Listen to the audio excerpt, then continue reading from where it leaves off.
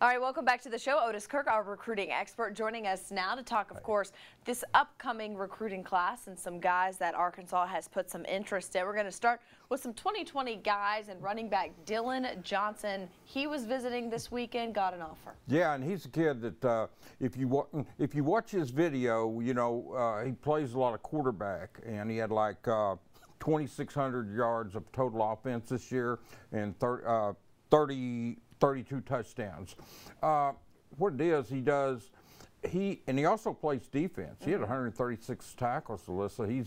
He comes with a mean streak on defense. I like him on defense too, but what I like about him at running back is he has a lot of speed. He sees the holes very well. He keeps his feet going. He never stops moving his feet. You know, he doesn't just go down on the first hit. He gets a lot of yards after contact. He'll play in the SEC in all likelihood. He's got about 10, 11 offers right now. Hot commodity in the SEC, going to be a battle to get him on the hill. What about Ryan Watts out of Little Elm, Texas, the cornerback? Yeah, he's going to be back on May the 3rd through the 5th on an official visit. We've talked about him before. Little Elm, Texas, big-time recruit, probably 25, 30 offers. He is a 6'2" kid that's a true cover corner. I mean, he can play the press or he can play back, but either way, he comes up and delivers a lick. He's very good at playing the ball in there. He can adjust. You know, Coach Mark Smith offered him very early on in the process before everybody else jumped in.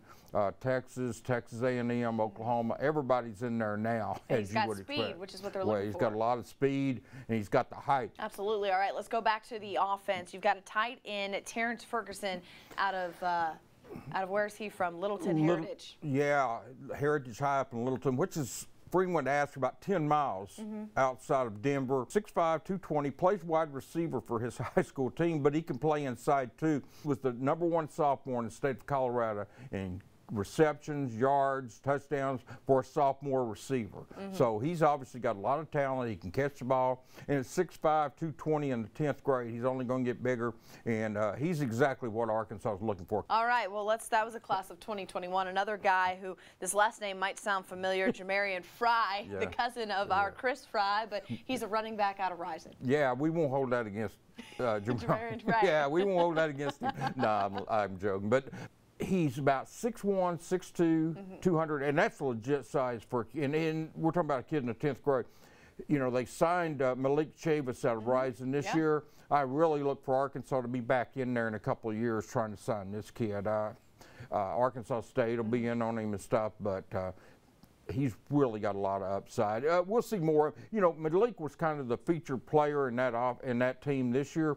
Frey will get the chance. You know, Jamarian will get the chance now to be in that, and you know, we'll see how he does. But I think he's going to be great. Last guy I want to talk about, Michael Reese, again, a class of 2020 guy. Yeah, you know, he's a two-way player over at Nashville Cane Ridge High School in Tennessee. Wake Forest has offered him for offense. Arkansas, Tulane, and Vanderbilt have offered him. In other words, he could play on either side of the ball. I like him at defense. He plays defensive end there for them and plays offensive line. I like him more, probably, I think he's going to grow into an interior defensive lineman is what I think. But he's a big kid, has those 4 offers right now. They're going to be more come his way. And he, like I said, he's a big lineman who can go both and can play both ways for you. And you get him on campus, you look at him and he may be a kid that eventually he could start out on defense and eventually move to offense. But good looking kid. He'll be back on an official visit probably later on in the fall and stuff. All right, well, that is our recruiting report for today. Always Otis, the man with all the answers and all the knowledge. Thanks so much again for always joining us every week. Coming up, Mike and Drew going to join me, have a little roundtable discussion to end the show. Stick around.